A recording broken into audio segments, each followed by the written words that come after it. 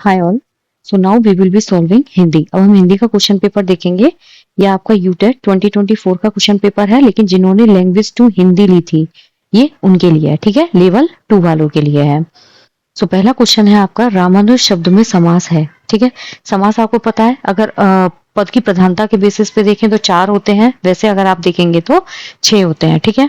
अव्ययी भाव समास होता है, कर्मधारय समास होता है, तत्पुरुष समास होता है, बहुव्रीहि समास होता है, द्विगु समास होता है और कर्मधारय समास होता है, द्वंद्व समास होता है, ठीक है। जो द्वंद्व समास होता है ना, इसमें दोनों ही पद प्रधान होते हैं, ठीक है। जैसे माता पिता, अब इसमें क्या है, दोनों ही पद प्रधान है। इसमें और, तथा, एवं, ये जो योजक चिन्ह होते हैं इनका यूज किया जाता है।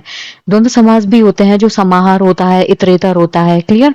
फिर होता है कर्मधारय समास। कर्मधारय समास होता है जहां पे उत्तर पद जो है उसकी प्रधानता होती है। ये तत्पुरुष जो समास होता है उसी का ही एक भाग होता है। फिर होता है अव्ययी भाव समास। अव्ययी भाव समास जो होता है इसमें प्रथम पद प्रधान होता है। इसमें जो पहला पद होता है वो या तो उपसर्ग होगा, क्लियर, या फिर कोई मेन शब्द जो है वो इसमें निकल के आता है। बहुव्रीहि समास जो होता है इसमें अन्य पद प्रधान होता है। ना तो इसमें प्रथम पद प्रधान होता है, ना ही इसमें उत्तर पद प्रधान होता है, इसमें अन्य पद प्रधान होता है। एक होता है आपका द्विगु समास। जो द्विगु समास होता है ये भी तत्पुरुष समास का ही एक भाग होता है। इसमें जो पहला पद होता है वो संख्यावाची होता है। तो यहाँ पे आपसे पूछा है रामानुज शब्द में समास है। रामानुज का अगर आप विग्रह करेंगे, समास विग्रह, तो वो होता है आपका राम का अनुज, ठीक है। तो यहाँ इसका जो करेक्ट आंसर होगा that is option number C. जो तत्पुरुष समास है वो यहाँ पे इसका करेक्ट आंसर होगा। क्यों?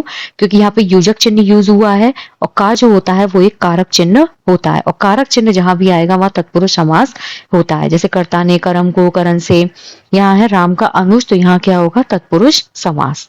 नेक्स्ट क्वेश्चन है आपका अंतस्थ व्यंजन। अंतस्थ व्यंजन जो होते हैं ना, ये आपके य, र, ल, व होते हैं, क्लियर।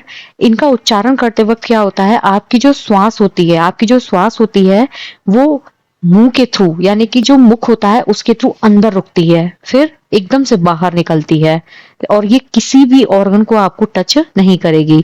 आप जब इनको बोलेंगे ना तो जीभ कहीं भी टच नहीं होती है। बोल के देखिए, य, र, ल, व, तो ये क्या होते हैं, अंतस्थ व्यंजन होते हैं, क्लियर।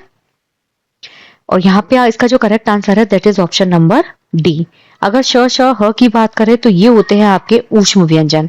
इनमें आप जब बोलेंगे तो आपको पता चलेगा हल्की सी हीट निकलती है। छ, त्रज्ञ जो होते हैं वो होते हैं आपके संयुक्त व्यंजन, ठीक है। जो छ होता है वो क और श से बनता है,